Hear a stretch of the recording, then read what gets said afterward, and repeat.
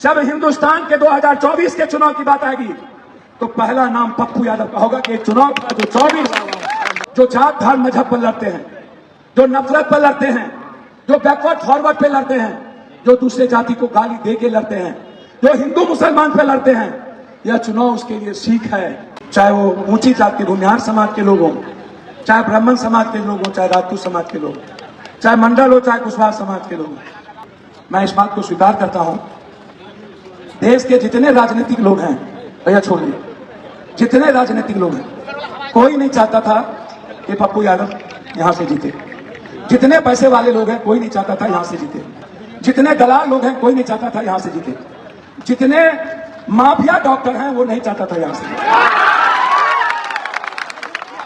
जितने गलत पदाधिकारी है, वो नहीं चाहता था कि पप्पू यादव यहां से चुने। मैं सभी डॉक्टर की बात नहीं किया, मैं माफिया डॉक्टर की, मैं उस नर्सिंग होम की बात कर रहा हूं जो नर्सिंग होम को कोई कागज नहीं है और वो सबसे ज्यादा आम आदमी को परेशान करता है। मेरी पहचान, पप्पू यादव की पहचान और पैदाइश अच्छे इंसान से भी है।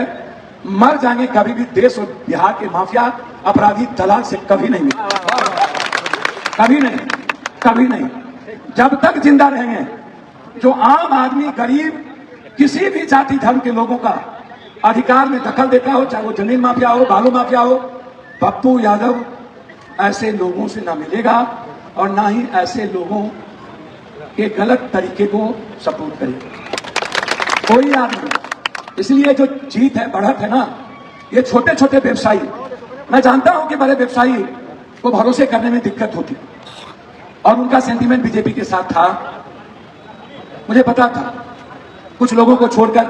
लेकिन ये जो छोटे छोटे परचून की दुकान, छोटे कपड़े की दुकान, लोहे की दुकान, ये जो छोटे व्यापारी थे, जो रोजमर्रा की जिंदगी, जो भारत की इकोनॉमी को बढ़ाता है, ऐसे व्यापारी पप्पू यादव के साथ खड़े थे। और मैं वोट देख रहा था, संतोष कुशवाहा जी को, कुशवाहा के हम 12,000 साढ़े 12,000 कुछ वोट से हमने लीड लिया कोढ़ा से।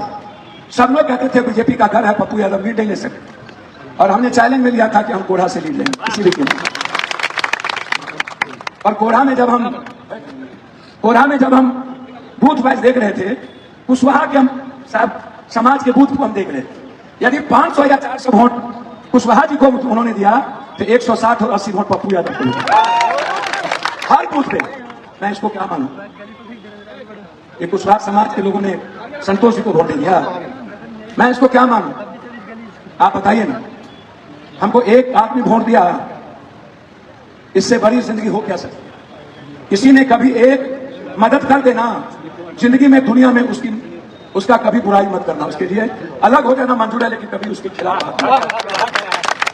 मैं एक भैया मैं कभी भी, हम आपके भरोसे को इस जन्म में कमजोर होने नहीं देंगे। मैं आपका विश्वास हूं, यहां जिस जात के लोग खड़े हैं, जिस भी धर्म और मजहब के लोग खड़े हैं, चाहे वो माँ हो, चाहे वो बेटी हो, बहन हो, हम जिंदा जब तक हैं तब तक आपके विश्वास को और उम्मीद को खत्म होने नहीं देंगे। आप किसको वोट देंगे, किसको वोट दिए, मुझे कोई लेना देना नहीं। आप किस देवता को मानते हैं, किस मजहब को मानते हैं, किस धर्म को मानते हैं, किस नेता को मानते हैं, मेरा कोई लेना देना नहीं। पूर्णिया मेरी माँ है, पूर्णिया से मेरा खून का रिश्ता है, पूर्णिया मैं बेटा हूं, और एक बेटा हर परिवार को अपनी मां की तरह सेवा करे। कोई भी व्यक्ति, चाहे वो पप्पू यादव का बेटा क्यों ना हो, यदि पूर्णिया के किसी भी व्यक्ति पर अपना धौंस जमाता है, ताकत दिखाता है, तो हमारे बेटा को भी पप्पू यादव से लड़ना होगा। इस बात पर कोई, एक बार किसी ने कहा हमको फोन करके, हम जानते भी नहीं है, बोला जानते हैं, एक तो यादव जी किसी को लाठी चला दी। हमने कहा यदि कोई शाह जी, गुप्ता जी, सिंह जी, शर्मा जी, झा जी, तलमा जी, ततमा जी को लाठी चलाए गए, तब आप उसको नहीं जोड़िएगा पप्पू यादव से। लेकिन कोई आवारा यादव जिसको मैं नहीं जानता हूं, किसी का जमीन हड़प ले, तो उसको पप्पू यादव से जोड़ने का, हम तो जात है ही नहीं ना, मेरा तो कोई जाति नहीं ना है, और मेरे साथ कोई माफिया तो आज तक नहीं ना चलता, मेरे साथ कोई अपराधी माफिया, कोई भी जमीन माफिया आप हमारे साथ देख लेंगे तो आप मेरे फेसबुक पर लिख दीजिएगा, मैं उसी दिन या तो छोड़ दूंगा या तो मैं पूर्णिया छोड़ दूंगा। बिल्कुल। मैं व्यापारी समाज को कहना चाहूंगा, गुलाब आप, यदि कोई आप परेशान होते हैं कोई दिक्कत में, तो आप उसको राजनीति मत करिए, आप चिंता मत करिए, आप सोशल मीडिया पर छोड़ दीजिए। मैं आपको वचन देता हूं, जब तक मैं जिंदा हूं ना, बड़ा से बड़ा आदमी, ताकतवर से ताकतवर आदमी, चाहे प्रधानमंत्री मुख्यमंत्री उसके साथ क्यों ना हो, कोई सुप्रीम कोर्ट हाई कोर्ट उसके साथ क्यों ना हो, यदि वह व्यक्ति किसी का सहारा लेकर किसी भी मिडिल क्लास के परिवार या किसी भी गरीब परिवार की खुशी में दखल देता है, या उसके सपने को छीनता है, या उसकी उम्मीद को बेचता है, तो उसे पूर्णिया छोड़ना पड़ेगा। ये जिन माफियाओं ने मोटा चेन वाले को यह था कि पप्पू यादव नहीं जीतेंगे, मैं उन माफियाओं को कहना चाहता हूं, यदि हमको जीतने का शौक होता ना, तो मधेपुरा और सुपौल 2 सांसद थे। माफिया जी लोग, हम जीतने नहीं आए थे पूर्णिया हम इतिहास बनाने आए थे। इतिहास बनाना ही पड़ेगा आपको। पूर्णिया हम जीतने नहीं आए थे, पूर्णिया से हम देश का दिल जीतने आए थे। पूर्णिया हम कुर्सी के लिए नहीं आए थे, हम पूर्णिया के दिल से पूरे भारत के दिल में बसना चाहते थे। हर परिवार, हर जाति, धर्म, हम इस देश में जब पप्पू यादव आया, जब हिंदुस्तान के 2024 के चुनाव की बात आएगी, तो पहला नाम पप्पू यादव का होगा कि चुनाव 24 पूर्णिया में लड़ा था। जब 24 चुनाव की बात आएगी, तब पूर्णिया की जनता का नाम होगा। ये चुनाव नहीं था, ये चुनाव पूरे देश के नेताओं को, जो जात धर्म मजहब पर लड़ते हैं, जो नफरत पर लड़ते हैं, जो बैकवर्ड फॉरवर्ड पे लड़ते हैं, जो दूसरे जाति को गाली दे के लड़ते हैं, जो हिंदू मुसलमान पे लड़ते हैं, यह चुनाव उसके लिए सीख है। चुनाव सिर्फ सेवा, मदद और मोहब्बत और संघर्ष से हो सकती है, नफरत से नहीं। तुम जितना नफरत करते हो उतना सेवा करो ना। तुम जितना दूसरे जाति को गाली देते हो, तुम उतना उसकी जिंदगी की मदद करो ना। गाली देने की जरूरत नहीं पड़ेगी, उससे प्यार कीजिए ना। नफरत में इंसान मर जाता है और प्यार में इंसान जिंदा हो जाता है। करो ना। मैं जानता था कि हम जीत जाएंगे, लेकिन पप्पू यादव को अपने पूर्णिया पर भरोसा था।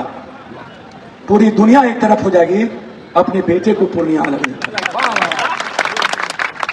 और मैं दिल से कहता हूं, पूर्णिया के लोगों ने, गरीबों ने, आदिवासी भाइयों ने, दलितों ने, छोटे व्यवसायियों ने, चाहे वो ऊंची जाति के भूमिहार समाज के लोग हों, चाहे ब्राह्मण समाज के लोग हों, चाहे राजपूत समाज के लोग, चाहे मंडल हो, चाहे कुशवाहा समाज के लोग, और मैं सबसे ज्यादा इस पूर्णिया में यदि किसी ने माहौल बनाया कि पप्पू यादव की जीत होकर रहेगी, तो मुसलमान और आदिवासियों ने कहा।